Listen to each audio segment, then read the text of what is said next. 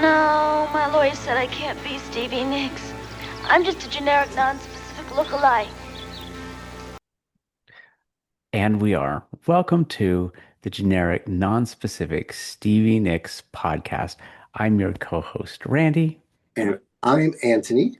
Welcome, everybody, viewers, listeners. All right, I guess we're going to talk about I Don't Want to Know, but we can't talk about I Don't Want to Know without talking about the song that it replaced. So we'll start with a little bit of Silver Springs. And I do want to say we're just going to talk about the album version, and we're going to save the dance for another day. Okay. But The B-side version. the B-side version, yes, that Yeah, should have been on the album from the beginning. that's right. According to Ken Caillat's book, he and Stevie worked on it a lot and, to try and cut it down. And it was very rough because, as we all know, Stevie's very protective of her lyrics and her melodies. And she's got, these stories that she wants to tell, but she was determined to get this song on the album because she already knew it was her epic song on the album. It was her answer to Go Your Own Way, and she was gonna get this song on the album. And one day while she was not in the studio, they decided that they were going to pull the song off of the album. Now, let's talk Yeah, about Silver Springs. yeah. Anthony, take it away. No, you go first because I didn't. No, I thought you were done, so I want you to go. I know you. Yeah, go for it. You go for it. No, well, okay. I'll go first. I'll go first. Yeah, you go So first. I discovered this song by digging through a singles bin in Tower Records, which was on South Street in Philly, and I would go there twice a week. Go over to the F bin for Fleetwood Mac. Go over to the N bin for Stevie Nicks. Yep. Go like this, and then there was "Go Your Own Way." I turned it over.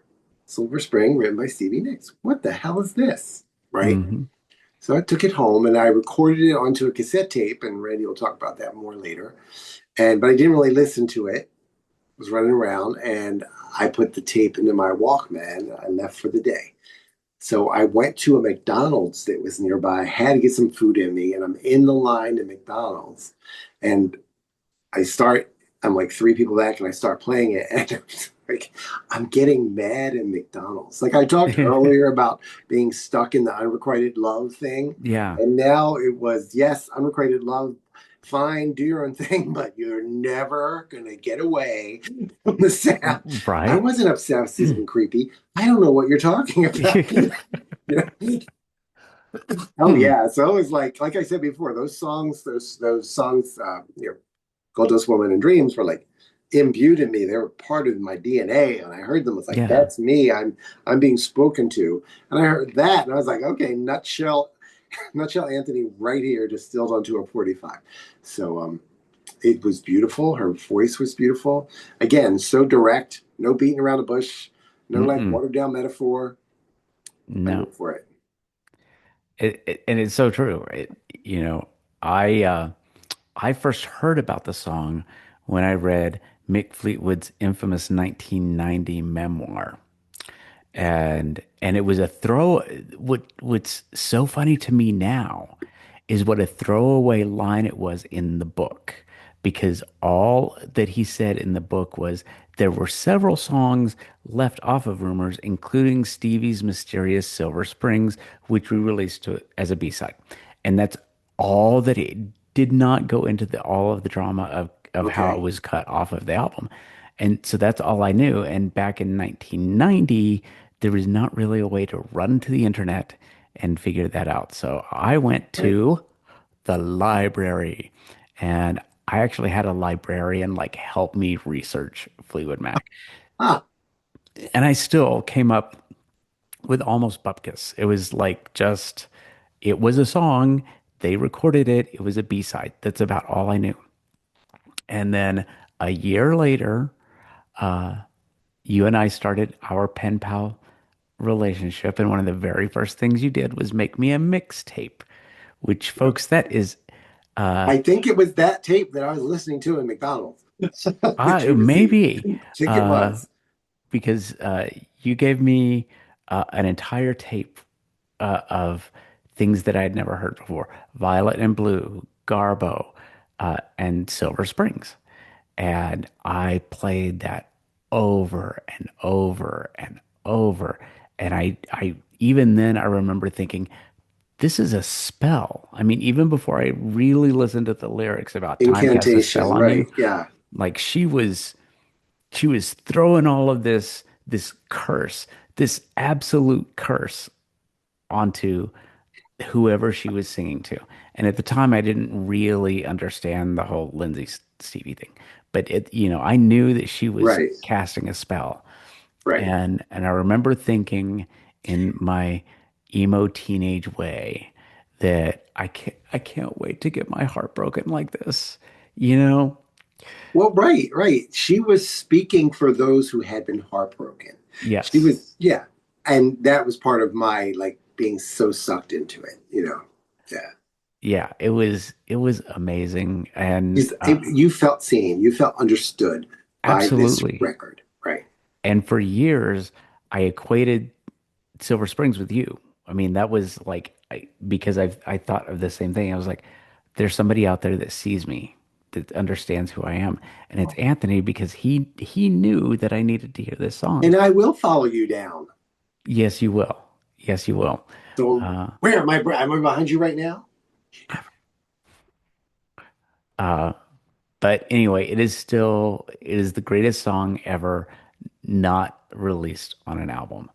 Um, a couple of times when they've reissued Rumors, they've tried putting Silver Springs back on. Like there's a couple of CDs Okay. and things, but they've either put it between Songbird and The Chain, or they've put it right after Goldust Woman at the very end of the album, and it Oh, doesn't fit no, either of those no, places.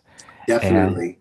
and I don't know. I mean, honestly, I don't know where I would put it in the running order if if it were put back on the album. I don't know where I would put it unless you just swap out I don't want to know. Yeah, that's what I think, or at least before it. And it goes next. Yeah. Yeah, yeah. And again, I'd be very happy with taking I don't want to know off the album. It's I not. agree with that. Makes sense. Yeah. Yeah, it's not there. Um, okay, so speaking of emo kids, let's talk about Goldust Woman. And I want to hear from you first. I loved it from the very first time I heard it. And again, it's the directness. And I kind of imagine, but not really, Stevie with a scarf on her head, like in a window, looking out at neighborhood women going by. She's a dragon. You know, Right? when I sing it to myself, yeah. Yeah. It is It's spooky, but it's also, I don't know, the whole thing to me often it's that bitch, you know, yeah. part of my use of the word, everybody. But yeah, it's like not jealousy, but anger Oh, that for sure. that things didn't work out and it's a third party's in the middle of it, and that's why, you know. Yeah. But I love the lyrics. I love the spookiness, and it feeds right into the the whole witchy thing, and then the especially the ending parts and Oh and yeah. Oh, you know the whales and the right, breaking glass and right, yeah. all of that stuff. It's just She's a it's dragon. Yeah, she's a pale shadow. she's a black widow. Yeah, Uh, this was one of the first songs that they recorded for Rumors, by the way. Just nine interesting. days into the studio. Um, it started if you hear the demo and some of the stuff we talk about, folks, we'll put links up so you can find this stuff. But the demo was really a folk song, and Stevie was playing the guitar and singing Goldust Woman and worked in some lyrics from what would become If You Ever Did Believe. And so it was I mean, it was very folksy. So that it went I from, imagine softer. yeah, very, very Yeah, much. And then so the fact that they turned it into this, and incidentally, the first day they started work on Goldust Woman was the first day that cocaine entered the studio. ah! Hmm. Right? So, Hmm. yeah. But to me, it's Goldust Woman is the connective tissue between Rumors and Tusk because That's it's the most interesting. Yeah. experimental thing on Rumors, and they close the album with it. So the next thing you hear is Tusk. But for me, again with the emo teenager, I have this very vivid memory of me in my very first apartment, and it was late, late, late at night, and I was reading this like pulpy fantasy series called Dragonlance, and it was all about the book I was reading in the series was about this wizard who was battling with the Queen of Darkness, and I mean, it was just. And I needed to finish the book. I had to finish the book that night. So I turned off every light in the house and I lit the little tea candles that I had and I like put bed sheets and shawls and draped them around and I just put Goldust Woman on repeat over and over and over again. And I finished the book like that. And I I swear it was not raining or storming, but in my head, in my memory, it is. Like there's wind and there's rain and there's, all of that stuff. And it just it oddly enough for me, I don't think of Goldust Woman in terms of breakups or relationships or anything. I think of the drugs a lot. I think of the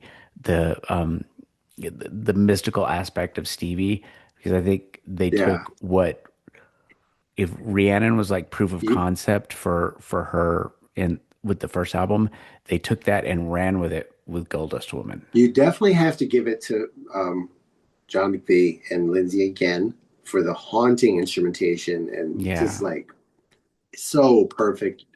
Again, you said she started with a folk guitar. I don't know if she heard this and went, no, no, no, or like, that's it, but I couldn't do it on the guitar.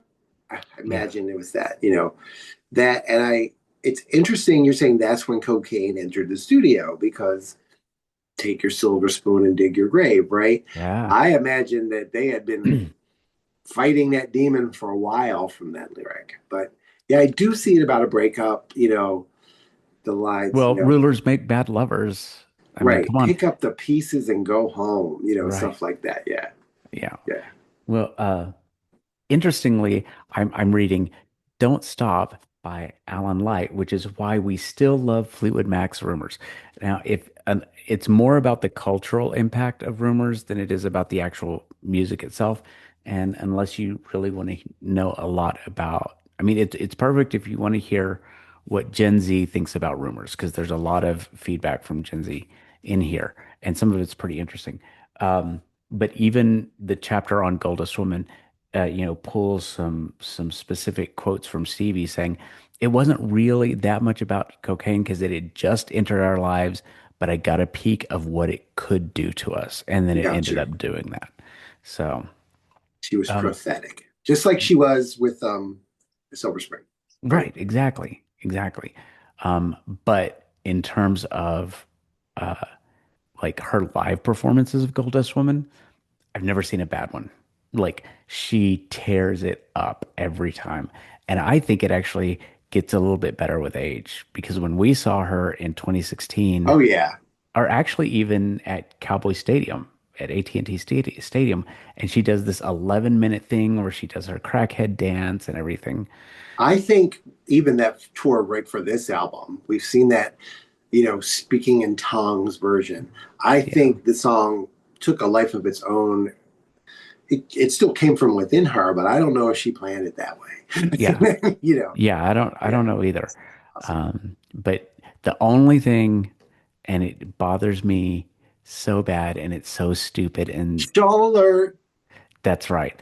The doily looking shawl that she wears now, I hate it so much. No, Stevie, you're killing dragons right now. That's right. Fighting Black Widows. I want that big like goldust woman shawl that she wore right up until I think the dance. Either that or I want Samantha Stevens with a pointy hat. One or the Oh, other. right, or Yeah. Samantha Stevens with a pointy hat. Yes.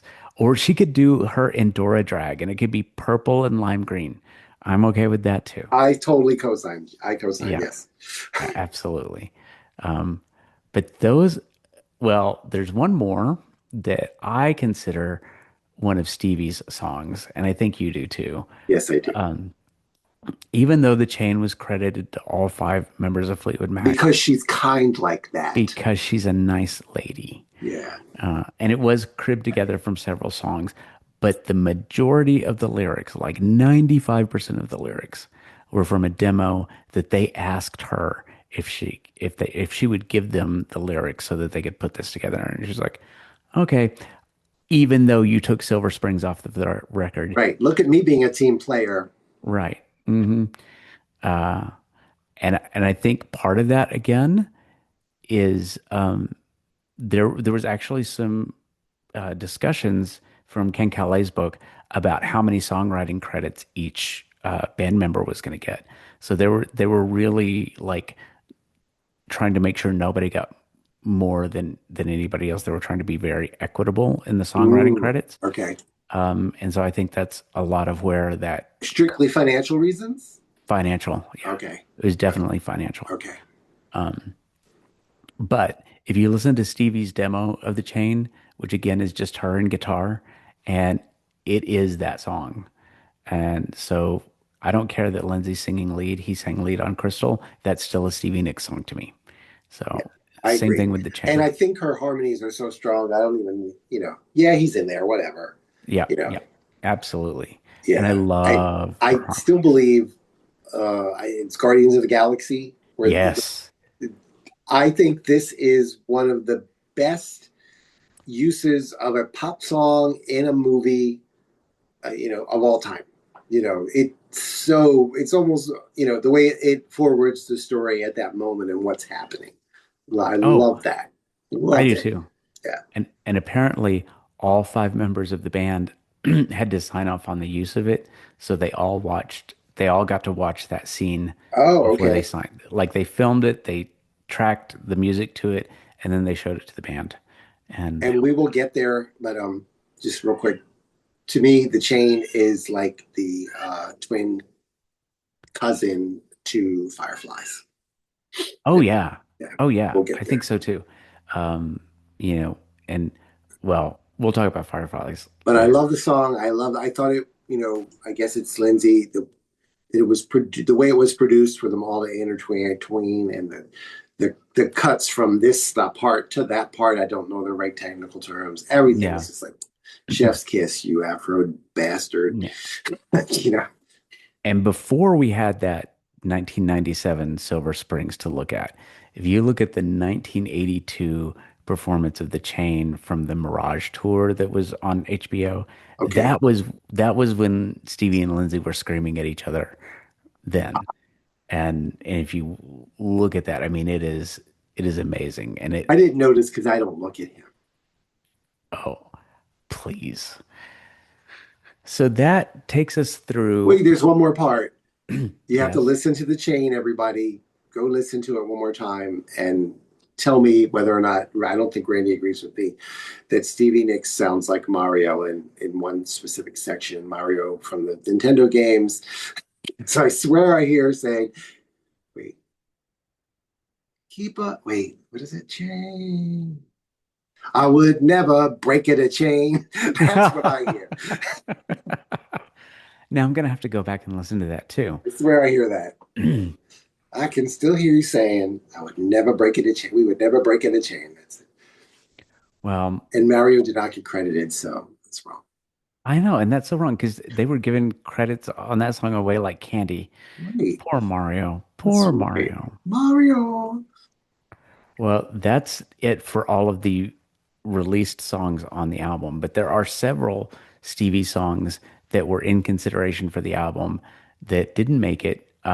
Most of them have made it onto other Stevie or Fleetwood Mac albums later. So we're going to just kind of quick fire go through those. And we have one honorable mention for Stevie's Right. harmonies that I want to talk about. But did you know that Sleeping Angel was recorded for Rumors? I did not know. And again, it's insane that Yeah. this was a cutoff, Yeah. track. Yeah, You know, exactly. I'm Um, so glad it found a home on that soundtrack. Me too. Me too. I'm glad it was recorded, but if you listen to the demo that Fleetwood Mac recorded, and it's on YouTube, so I'll link it. It's beautiful. It's gorgeous. And if you can imagine, well, you don't have to.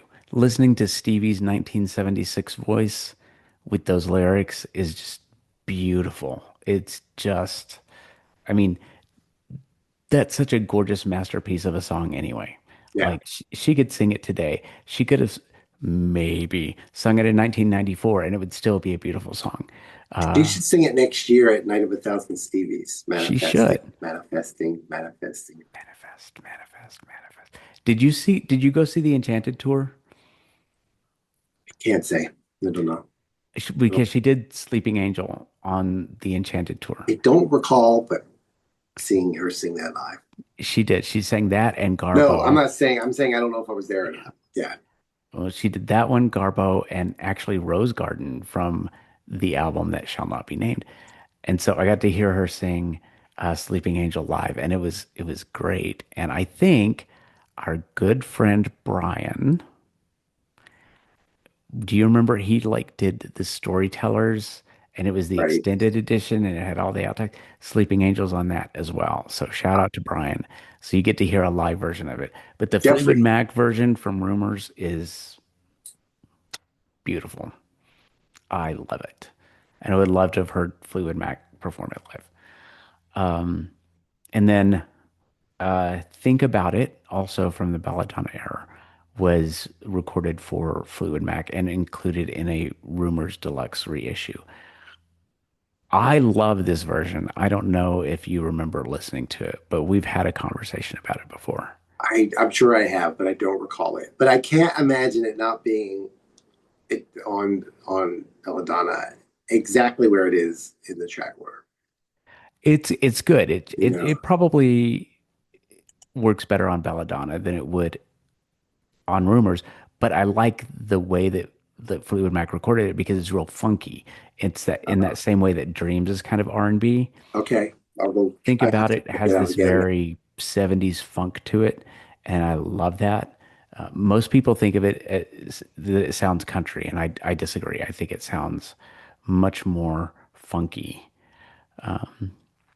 And then we get into a couple of songs that I want to, Stevie talks in her interviews all the time about how mean a songwriter Lindsay was to her during Rumors and how mean Go Your Own Way was and how mean Secondhand News is and how, right? And that she writes songs that are hopeful. I give you Exhibit A, Smile at You, which to me is the meanest song Stevie Nicks has ever written. And it was her Go Your Own Way. So I get why it's not on the album. It's just the same. I mean, but I think, and I haven't heard the Rumors outtake of it. If anybody has, please let me know where I can find it because I've heard the Mirage version, heard the Tusk version. Apparently it was recorded for Trouble in Shangri-La too, but I haven't heard that version. Oh, But what we got in 2003 was pretty watered down, and I would love to have heard her screaming at Lindsay as the B side. But we got Silver Springs on the B side, so I'm there okay you with go. that. And then, do you have anything to add for Smile at You? No, I know it's one of your favorites. I like Hmm. it, but it's not. I don't know. It didn't speak to me. I have to go listen to the other versions, maybe. Yeah, listen to the Mirage version because that's the one that like pinged on me of how mean she can be if she Okay. wants to be. Like hell hath no fury. And the same thing with Planets of the Universe, which is also, a very mean lyric and, was vetoed. I understand why because the I can tell from what they recorded for Rumors, they didn't know what to do with it. So Uh, I'm happy that it ended up on Trouble in Shangri-La. it's. I didn't realize it had been written that far back in her life because Yeah. it's. I get it too. Why it wasn't on Rumors. It wasn't of that time the way it sounds to me. You know. Yeah. Yeah, Yeah, for sure. and that's Uh, before the dance remixes. right. Which I love the dance remixes. And then your favorite Stevie Nicks solo track ever, Secret Love. It's not. It's not my favorite. It's not my least favorite either. Don't No, don't never have cared for it. I like it, but according to the press that Stevie was doing for In Your Dreams, Okay, Secret Love was written for inclusion in Rumors. I've never heard a version from Rumors. gotcha. I've even in some of the books that I've read, I don't see where it's documented, but I put it in here because Stevie said that she wrote it for Rumors. Belongs on Street Angel. Right. Exactly. Uh, and I'm then terrible, Muriel. you are Muriel. And then, of course, if you ever did believe, which was written around that time, it was actually written about her affair with Mick Fleetwood. Um, Carole King's daughter, Louise Goffin, recorded it. I can't find it anywhere. I haven't found it on YouTube. I haven't found it anywhere. Neither. I've only found mention. Yeah. Yeah, I heard it once years and years ago, but I can't find it anywhere. So if anybody wants to put it up on YouTube, I would love to hear it because Stevie does backing vocals on it, on that version. And then, so those are some of the songs that Stevie, so clearly, even back then, she had enough material to make a solo record back in 1977, Yeah. you know, uh, No, which, that one could have stayed in the vault. Whoops. Should still be in the vault. Whoops. well, I think, actually, I think Stevie could have cut an album on her own even back in 1977. Absolutely. And I think it would have Yeah. been a runaway hit. And if it was an entire album of diss tracks towards Lindsay, oh my God, And right? if she had, given the way they treated her art on Rumors, maybe there would not have been this fierce keep the band together thought. Oh She yeah, was so hot at that absolutely. point, and if she had got big success, she'd have Oh been yeah, I think she would have been like, see ya, you know. Um, the other finger. I don't know what you're talking about. Oh, all right. Finally, I just want to give a shout out to probably my favorite Christine McVie track, and especially this version. There's an outtake of Oh Daddy where Christine and Stevie are the only vocals, and it makes so much more sense and is a little bit more sensual and sexual. Make of that what you will with a title like Oh Daddy, but I there aren't any real opportunities in the Fleetwood Mac catalog of just Stevie and Right. Christine singing together. And that's probably very much on purpose, patriarchy, three guys Yep. versus two women, Hmm. Yeah. I Absolutely. don't know that version, so I'm going to seek that one out first. I want to hear it. Yeah, because it is absolutely gorgeous. And I actually put it on a lot of my Stevie playlists just because her harmonies for that are so amazing. And also shout out to Christine McVie, RIP, for being, the underrated hit maker of Fleetwood Mac. Right? All right. So that's our rumors episode. Do you have any final thoughts on the album or Stevie's contribution to the album more Um, specifically? I mean, like it's such a cultural touchstone, and honest, I'm not kidding at all. 14-year-old me was like that. It just had such an influence on me, in Yeah, terms of, again, but it wasn't like the cult of personality way. Like I didn't care who these right. people were. It was the content of the songs and how they made me think and how they made me consider my future and Hmm. what I deserved and Yeah. lots of good things, you know. Well, not just what you deserve, but also what you would not allow in your life. You know, for me, I remember thinking like, I God, mean that. I mean what you're saying when I say what I deserve. What I deserve that I should give myself. What that I should yes, make happen. right. Yeah, I mean that. Yeah. And have the courage, which I still to this day, it still takes a lot of courage to be able to say no and to be able to, dismiss things from your life that shouldn't be in your life. Those are lessons we still have to learn every single day. Um, and for a body of work like Rumors to teach that kind of stuff is pretty cool. It And really is. I'm glad it's still resonating today. I am too, and I love the fact that these millennials and Gen X and whatever's coming up behind Gen X, It's are going to happen all again. I hope to yeah, be around long enough to see the next generation go, "Who's this girl? Is she new?" right. Yeah, you know. And look, we went through the entire episode without mentioning Daisy Jones and the Six, which makes me happy too. Because I'm sorry, folks, if all of you little millennials and Gen Z and everybody that loved that, that was a terribly written book, and I can't bring myself to watch the show because the book was so very bad. I have not seen it. I have not read it. Okay, I'm telling you, oh, I'm gonna pull a Matt Rogers here and be like, don't be giving that woman your attention. Well, I'm not going to be a Bowen Yang and agree with you. I don't like it canceled. See what happens? See what happens? Yes. Okay. We can edit that out. All right. So with that, I hope everybody enjoys our Rumors episode. If you have a disagreement, chime in. If you have a favorite song from the album, chime in. If there's something Uh, that we missed, chime in. We want to hear from our fan. And uh, also, I want to sting the end of this with something I don't know that we've brought up yet. Anthony, I heard there's a poetry anthology coming out in well, yes, there is. In May of later this this year. year, Yeah, it's and it's called White Winged Doves, the oh, music what is of it about? Stevie Nicks.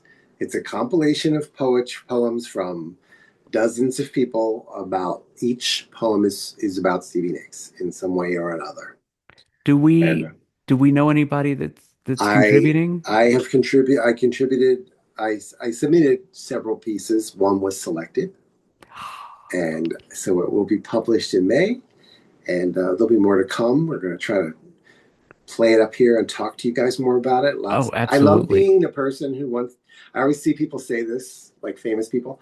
There's more to talk about, but I can't tell you yet. And Right? I love being that person. Big booking.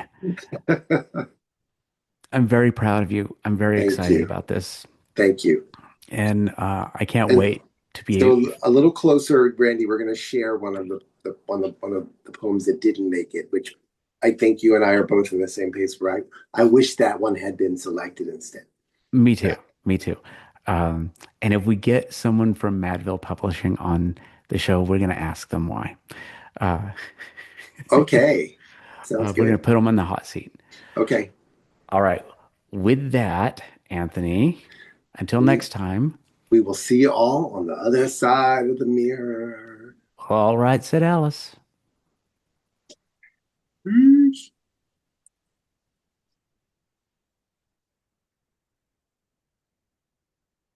And 2% left. Ooh.